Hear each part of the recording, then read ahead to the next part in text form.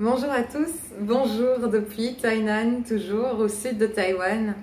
Je vous fais une petite vidéo à chaud là tout de suite parce que j'ai une réflexion qui m'est venue et je me suis dit ça c'est quelque chose qu'il faut partager. Alors j'ai pensé est-ce que je dois l'écrire, est-ce que je dois l'enregistrer et je me dis j'ai juste envie de parler. Donc merci d'être avec moi maintenant, de regarder cette vidéo, que ce soit via YouTube ou via la page Facebook. Dédié à mes activités avec le yoga. Je ne suis pas sûre de où vous me suivez, où est-ce que vous me suivez, mais en tout cas, bienvenue sur cette vidéo et merci surtout de m'écouter. J'espère que ce que je vais vous partager, ça pourra peut-être un peu résonner avec vous et c'est quelque chose que vous pourrez implémenter dans votre vie quotidienne. Ce que j'ai envie de vous partager, en fait, ça vient de ce qui vient de se passer ce soir à Taïwan. J'ai donné un cours en ligne pour un studio qui se situe à Taipei. Et c'était la première fois que je donnais un cours en ligne pour eux, et un cours de Trauma Informed Yoga, de yoga pour l'autorégulation, une courte séance de 45 minutes. Et donc dans les tout premiers cours comme ça, j'aime vraiment bien poser les bases, ne pas aller trop vite, parce que même si ma pratique est un Vinyasa Yoga, c'est-à-dire qu'on bouge avec la respiration, donc ça devrait être dans un flow ininterrompu, presque et continu, le Trauma Informed demande à un moment se poser et ressentir des choses. L'autorégulation passe par un moment de sentir qu'est-ce qui se passe en soi, quelle est la relation qu'on est en train d'entretenir par rapport aux choses, et ça demande aussi de se connecter à son environnement. Donc tout ça prend du temps, donc ça prend des pauses également. Et ce qui est très chouette avec ces cours en ligne, c'est que ce studio à Taipei demande, qui s'appelle Moes, je suis même pas sûre de comment ça se prononce, parce que c'est M-O-W-E-S, c'est l'abréviation de... Je sais même pas. Bref, je vais juste passer là-dessus. Mais donc ce Taipei Studio, j'ai encore un peu de mal de passer au français à l'anglais, de l'anglais au français. Ce studio à Taipei demande aux participants de remplir un formulaire après le cours pour donner un peu des impressions et peut-être des conseils sur comment procéder de manière un peu plus lisse et à travers ces cours, et peut-être s'il y avait des sentiments d'insécurité au cours de cette pratique, le faire savoir afin d'améliorer toujours plus un service de confiance, une relation de confiance entre les professeurs, le studio et les participants. Et parmi en fait les commentaires et les témoignages sur le cours, il y a quelqu'un qui a noté qu'elle aurait aimé d'avoir plus de flow et moins de répétitions, de mouvements et moins de temps dans les postures. Alors moi, comment est-ce que j'accueille ce commentaire? De plusieurs manières, mais j'ai envie d'aller droit au but et de conserver cette vidéo assez courte. La manière dont je reçois ces commentaires, souvent, c'est, je me dis, ok, qu'est-ce que ça traduit en fait de la personne qui m'écrit? Et comment est-ce que je peux penser à réagir dessus dans d'une manière qui va servir à tous? Est-ce que je suis en train de me dire, ok, la prochaine fois, je vais m'assurer à ce qu'il y ait plus de flow dans mon cours? Pas forcément. Parce que ce qui va convenir à quelqu'un ne va pas convenir à quelqu'un d'autre. Et pourquoi est-ce que j'ai envie de vous partager ça? En fait, pourquoi est-ce que j'ai envie de vous partager la réaction que je suis en train d'avoir? C'est parce que je me dis, on a beaucoup de difficultés à s'arrêter. Dans notre vie de tous les jours, dans cette société dans laquelle on vit, on a beaucoup du mal à prendre le temps de s'arrêter et d'observer, et surtout de ne pas s'embêter. Si vous avez jamais essayé la méditation dans une pratique plutôt bouddhiste, qui est d'observer la respiration, vous êtes certainement confronté au tout début à « Wow, qu'est-ce que c'est ennuyant de regarder sa respiration, oh my god, c'est sérieux, on va faire ça pendant une demi-heure, mais c'est horrible !» Il y a beaucoup de frustrations comme ça qui commencent à naître en soi et un ennui mortel. Et c'est souvent ce qui peut se passer dans les cours de yoga notamment. C'est pour ça que moi j'ai toujours été beaucoup plus attirée vers le Vinyasa, parce qu'on continue de bouger, de se sentir dans le mouvement. Oh, c'est magnifique. Et une fois qu'on doit s'arrêter, on a de plus en plus de mal. Alors, une des premières réflexions que j'ai envie de partager, c'est observer la réaction que vous avez par rapport à ce que vous êtes en train de faire. Observons cette frustration qu'on a tous ressentie à un moment de se dire les choses ne bougent pas assez vite. J'ai envie d'autre chose. Et au lieu d'écouter cette envie de passer à autre chose et de la nourrir instantanément, je vous inviterai à prendre une pause et à observer ce qui est en train de se passer en vous. Parce que toute frustration, tout événement aussi inconfort soit-il, est un moment d'apprentissage de soi.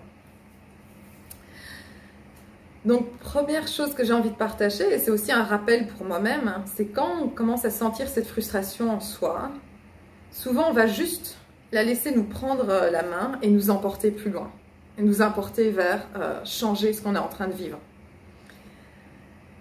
Et donc là, mon conseil, c'est est-ce qu'on peut instaurer une pause, on pourrait dire une petite pause sacrée, vraiment prendre le temps de « attends, qu'est-ce qui est en train de se passer là en moi? Frustration. » Et notez que vous pouvez contenir la frustration.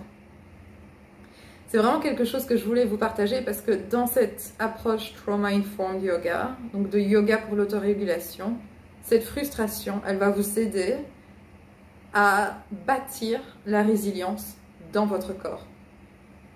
À partir du moment où vous notez que vous pouvez contenir une émotion désagréable en vous-même, vous pouvez rester présente à elle. Vous êtes en train de développer au niveau de votre système nerveux davantage de résilience. Et au plus vous répétez ces actions, au plus votre système nerveux parviendra à s'y adapter, de sorte que quand vous rencontrez un événement qui est vraiment frustrant dans la vie, comme ce qu'on est toujours en train de connaître, restriction de nos libertés de mouvement, peut-être dans certains pays plus que d'autres, mais des restrictions de n'importe quelle sorte, n'importe quelle émotion qui est déplaisante, observez d'abord que vous pouvez la contenir, de sorte à ce que vous ne soyez pas tenté de réagir à une situation, mais que vous pouvez commencer à y répondre avec un petit peu plus de recul, aussi infime soit-il, et un petit peu plus de sagesse, et donc peut-être avec davantage de perspective de régler ce qui est en train de se passer, avec un support, j'ai envie de dire, qui vous enracine dans l'instant présent. Si on a l'habitude de croire tout ce que nos frustrations nous racontent, tout ce que nos peines nous racontent, les croire dans le sens, les laisser nous prendre la main et nous emporter dans les scénarios qui sont en train de se passer, c'est quelque chose qui se répercute au niveau de notre système nerveux.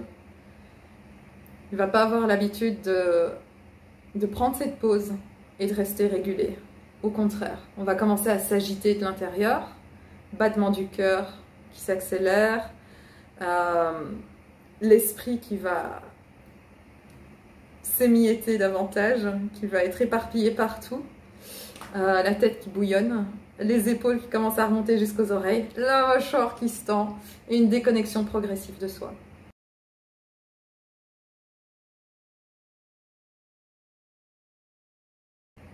Donc tout élément inconfortable, tout événement inconfortable de votre vie, quel qu'il soit, du plus anodin au plus tragique, je sais que c'est pas toujours facile quand c'est des événements vraiment durs qu'on est en train de vivre, mais instaurez cette pause sacrée dans les moments les plus anodins de votre vie, de sorte à ce que quand vous faites face à quelque chose de beaucoup plus intense, de beaucoup plus dense, tragique, votre système nerveux est déjà capable d'accueillir avec un peu plus de recul, avec un peu plus de flow, ce qui est en train de se produire dans votre vie.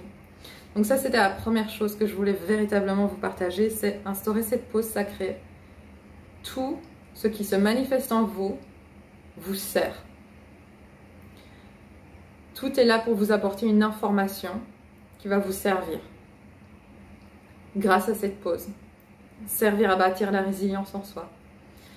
Ensuite, cette information aussi, elle va vous en apprendre sur vous-même. Tiens, j'ai une frustration, j'ai envie que ça aille plus vite. Pourquoi? Pourquoi? Est-ce que c'est parce que je suis habituée à ce que dans ce monde, tout se produit de manière assez rapide au final, hein, quand on y pense. Et c'est pour ça que ce qui se passe avec le Covid, c'est d'autant plus dur. C'est parce que les choses ralentissent énormément. Et ça n'avance pas du tout à notre rythme, au rythme auquel on est habitué en réalité. pas notre rythme naturel, mais au rythme auquel on s'est adapté dans cette société. Donc, en résumé, le premier point, c'est instaurer cette pause sacrée pour bâtir la résistance en vous-même, la résilience en vous-même, pas résistance. Second point, c'est observer que ce que vous ressentez, au final, n'est jamais ni bon ni mauvais. Toute émotion est neutre en ce sens. Il n'y a pas de bonnes ou de mauvaises émotions. Toutes les émotions proviennent de sensations qui sont dans le corps. D'où l'intérêt de commencer à ralentir et à sentir ce qui se passe en soi.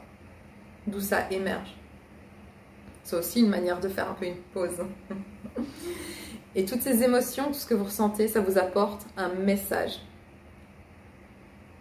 Donc mon invitation ici, c'est commencer à se mettre davantage à l'écoute de soi, d'observer cette pause sacrée afin de bâtir la résilience en soi, mais également afin de développer une écoute profonde de ce qu'il est en train de se passer dans notre corps, de l'histoire qui est en train de se construire. Et écoutez qu'est-ce qu'elle nous raconte cette histoire. Écoutez ce que nous raconte le corps plutôt que l'esprit. Si vous voyez où je veux en venir. J'espère que vous voyez où je veux en venir. Bref, dans le cas par exemple de la frustration, c'est peut-être tiens, je suis habituée à autre chose et ce rythme me dérange. Est-ce qu'on peut être curieux? Ça, c'est mon ultime invitation, c'est vous inviter à être curieux de tout ce que vous ressentez et de tous les messages qu'on vous transmet, que vous transmettent les émotions.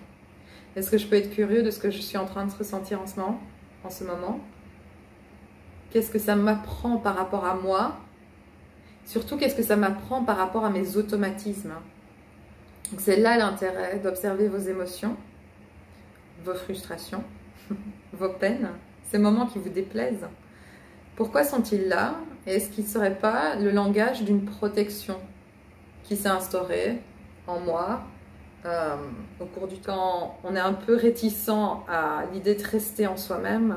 Parfois, ça cache le fait qu'on ne veut pas ressentir des choses en soi, notamment. Et c'est pour ça aussi que la tristesse est là, ou la colère est là. Toutes ces émotions, souvent, elles nous protègent d'une manière ou d'une autre. C'est pour ça que je vous invite à vous mettre à l'écoute profonde de ce qui se passe en vous, avec une attitude de curiosité. Et ça, c'est vraiment le plus important, parce que il est très facile de se mettre à l'écoute, mais une écoute un peu toxique dans la mesure où ça serait récupéré par un dialogue intérieur qui est lui-même toxique, qui est assez péjoratif. Il va commencer à nous blâmer, mais pourquoi est-ce que je ressens ça? Je suis jamais capable de faire ceci, cela. Si c'est ça qui se passe dans votre tête, pause. À nouveau, on fait une pause là. C'est pas ce qu'il vous faut en ce moment. Non, non, non, non. Si c'est pour alimenter un dialogue toxique par rapport à vous-même, ça n'en vaut pas la peine. Prenez une pause et ce dont vous avez besoin, c'est tout autre que l'observation. C'est plutôt un enracinement, un apaisement, prise de conscience de ce qui se passe dans votre corps à nouveau et vraiment revenir à l'instant présent. Mais si vous êtes capable de cette curiosité, alors félicitations à vous et voyez jusqu'où elle vous mène. Voyez jusqu'où elle vous mène, si elle évolue, si elle vous change en vous-même. Et voilà, c'est vraiment mon invitation en tout cas, que je voulais vous partager cette réaction à chaud. C'est de ne jamais perdre l'occasion d'en apprendre sur vous-même parce que quelque chose que vous ressentez est désagréable. De vraiment inviter ce sentiment en vous, de le conserver en vous, d'y rester présent et de l'inviter parce que vous en êtes curieux. Vous dites, tiens, là c'est une occasion pour moi d'apprendre davantage de choses par rapport à moi-même et c'est une occasion de bâtir quelque chose en moi, de la résistance, pas de la résistance, pourquoi est-ce que je continue à dire ça? De la résilience, bâtir de la résilience, bâtir une présence à soi aussi. Et à partir de là, beaucoup d'autres choses vont abonder en termes de clairvoyance, en termes de compassion naturelle, en termes de force. Mais ça, c'est à vous d'explorer tout ça. Et ben voilà, aujourd'hui, pas d'exploration somatique ensemble, mais juste une petite réflexion voilà, que je voulais vous partager. Merci pour votre écoute. N'hésitez pas à me laisser des commentaires dans la section commentaires ou à m'envoyer des messages, un message privé directement. Prenez soin de vous et à la prochaine.